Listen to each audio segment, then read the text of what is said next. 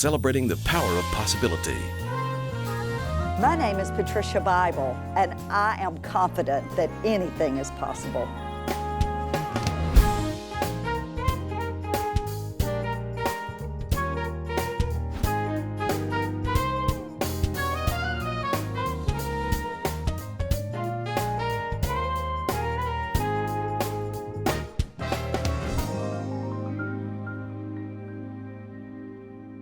This is Anything is Possible. These are great stories about great people whose lives prove that anything is possible. My name is Halloran Hilton Hill, and the lady that's with me right now, I am so glad to meet you. I have never been disappointed by these phrases because I know some really fantastic people. And some really fantastic people kept saying to me one of these two variations. Have you met Patricia Bible? You've got to meet. You have to meet Patricia. You haven't met Patricia Bible? And I thought, one day, and that day is today. Patricia Bible, welcome to Anything is Possible. And thank you. I'm the one that's honored. Halloran Hilton Hill, come on. I feel like a celeb. When you walked in the studio today, I mean, I know sunshine when I see it. You brought sunshine and then an extra sun with you. And so I thank you for being who you are and thank you for being here today. Patricia Bible, the B-I-B-L-E. Basic instructions before leaving Earth. Where'd you grow up? In Morristown, Tennessee. Really? Right downtown. What was that like? Well, it's actually, I grew up in the hood, so to speak. Really? But it was the beginning of great things. I just didn't really realize that. It was very interesting.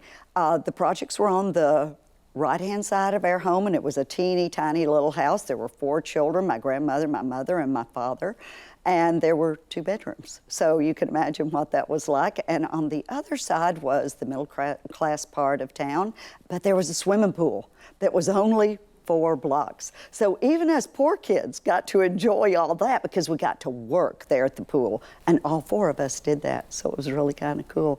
But we also delivered papers, so you delivered papers? Yeah, so I was all over the project area, the middle class area. I was right there by Morristown College. That was my stomping grounds. I literally lived 2 blocks from there.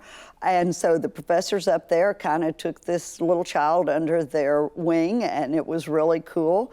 It was just a rich, rich beginning that I took for granted. I didn't realize it.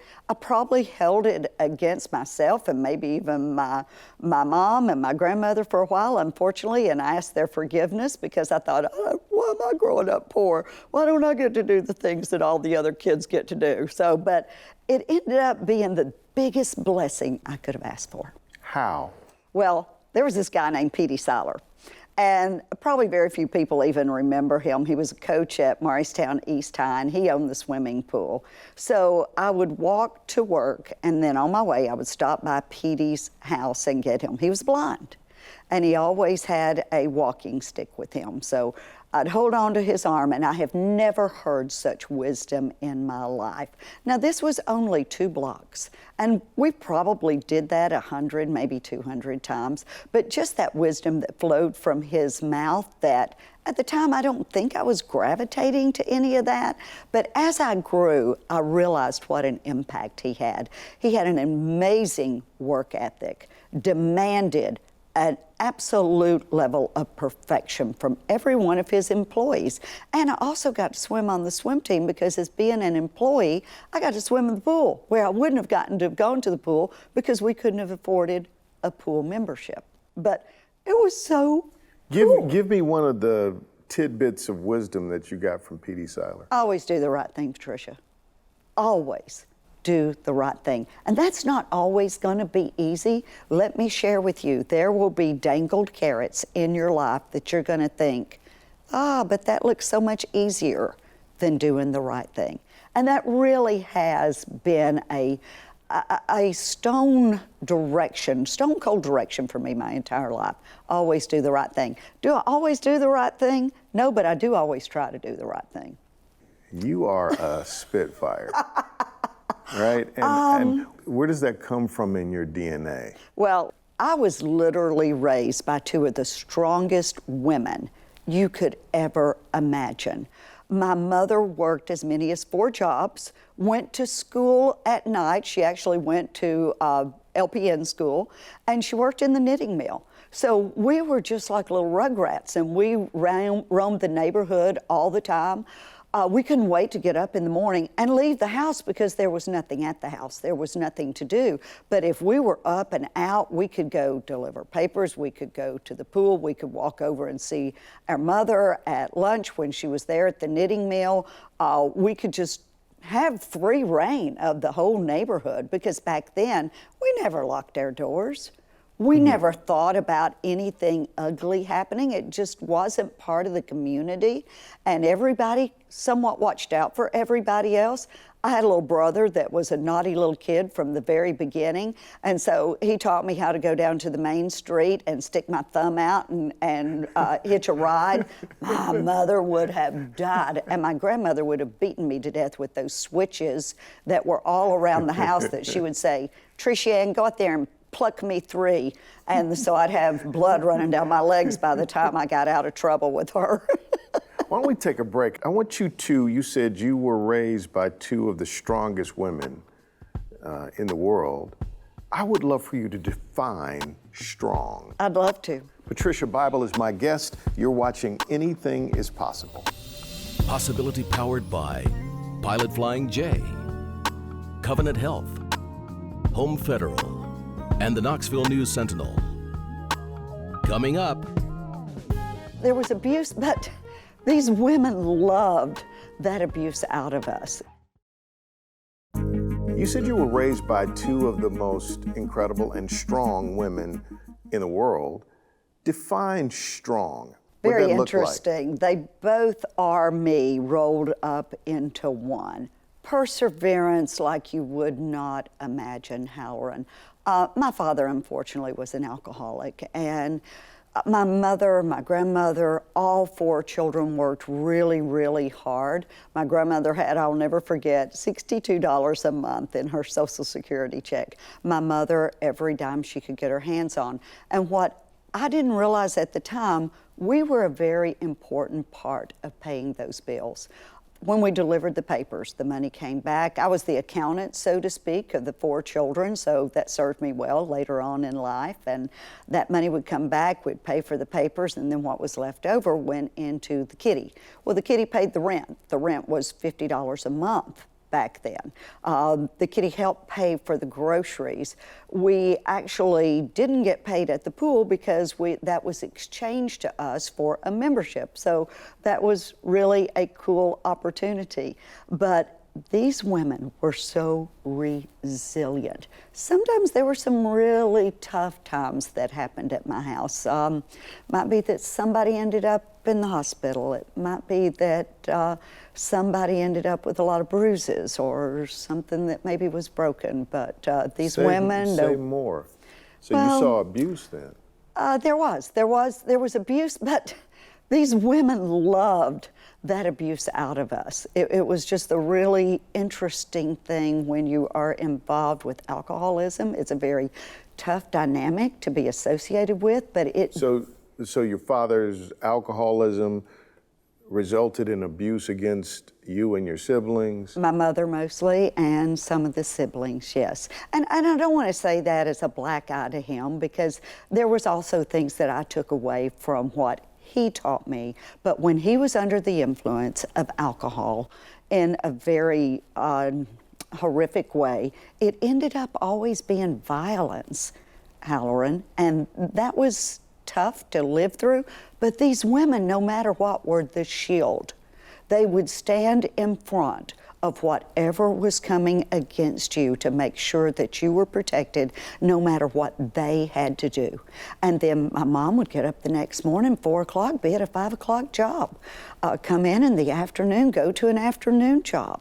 Come back, go back to school, because she wanted a better life for us than what we had, which it was really so fantastic. My grandmother was always there during the day, and now let me tell you, She was a woman with an iron fist. If you didn't do what she said, you were going to get the switching. So, but that also taught me a lot about discipline and doing the right thing. Remember I talked about that? Right. She taught me how to do the right thing, because if you didn't do the right thing, woe be unto my sweet little Fannie Mabel Morlock grandmother.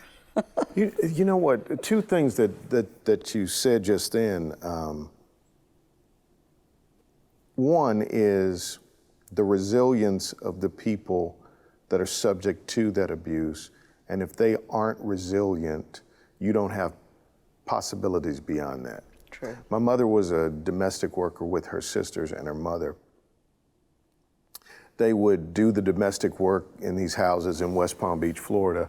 At the end of the week, they would put all the money on the table. And my grandmother would tell them what the bills were. And one by one, they would push their money to the center of the table. Same thing. Same concept. My grandmother, Hattie, was super strict, much like the grandmother you're describing. Mm-hmm. And I finally had a conversation with my mother where she kind of unpacked what that was about, because my mother she was on another level when it came to that discipline thing. And you know what she told me? She said, I knew that we didn't have the wherewithal to rescue you from you if you got outside of our safety. That's well stated. If you get caught up in the system, or if you get caught up in an addiction, or if you get caught up in a direction, we don't have the ability to rescue you. Yeah. I don't know anybody. I don't have any power. There's nobody I can call to change something. Mm-hmm. So we tried to overcorrect so that every moment you stepped away from us, there were some railings on your life, because we saw a potential for your future. And I don't know that you have the presence of mind to recognize it when you're in the middle of it. But as we were talking before we started, once you get beyond it, you look back and go, wow, the intentionality of the persistence. And that woman took all of that and still went to work and still loved on me and still set the example. And I can see it imprinted on you, because you're sassy. A little bit of a swagger. Yeah, you've got massive swag, but when you grow up in Morristown, you leave Morristown, what do you do? What's your aspiration? Hey, and thank you for sharing that part of your story. Morristown. That's the interesting part. I always stayed there. I still live in Morristown. Really? Yes, I sure do. After growing up with that, with those wonderful, wonderful women, and with my 3 siblings, my brother comes home one day, and he's got this guy with him. And he was this brash, all about himself, in control kind of guy, and I thought, what a loser. And his name was Tim Bible. So my brother wanted to go to the prom with this girl that was my best friend. He said, hey, I want you to go, because her mother wouldn't let her go if I didn't go, and this is who I want you to go with. And I'm like, oh. So your brother just wanted you to be his wing woman, right? I was a wing girl. I was his wing girl. So I went out with him, and then it was just a nothing, just something to do for my brother. Well, then back in the day, they had these things in school where you sold donuts, and so my brother then said, hey, why don't you take those to Tim's house and sell them? So I go knock on the door, and I had this great big basket of donuts. He said, I'll take them all. I thought, man, this is pretty easy. It's the first time I'd ever sold donuts before. So he bought the donuts, and just things began to change and define themselves between he and I. And I call him my prince in shining armor. Really? So he found Cinderella, and I found my prince, and it absolutely turned out to be 30 years of the most incredible experience I could ever have thought about. It was just unbelievable, because I came from nothing. So he took me under his wing. We ended up just having a special, special life together. 2 children, and birthed the company KaTom. This is a fascinating story. My guest is Patricia Bible. She's a little shy, so we're going to work on that. And when we come back, more of her story.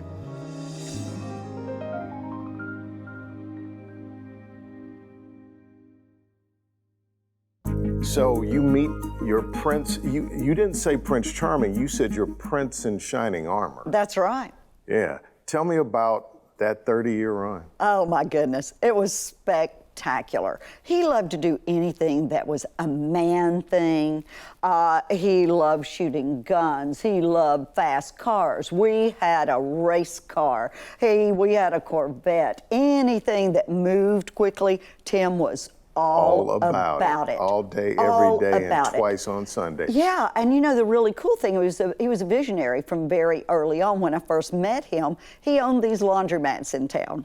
So we'd go rob the laundromats. Every evening I'd carry this little sack and he'd open it and dump it all in. And so he went from that to building apartments. Then his dad was a very strong entrepreneur, and he said, Tim, I've gotten involved with this thing called Western Sizzlin' Steakhouse. What do you think? And he said, well, Dad, what can I do? And he said, I want you to build these for me.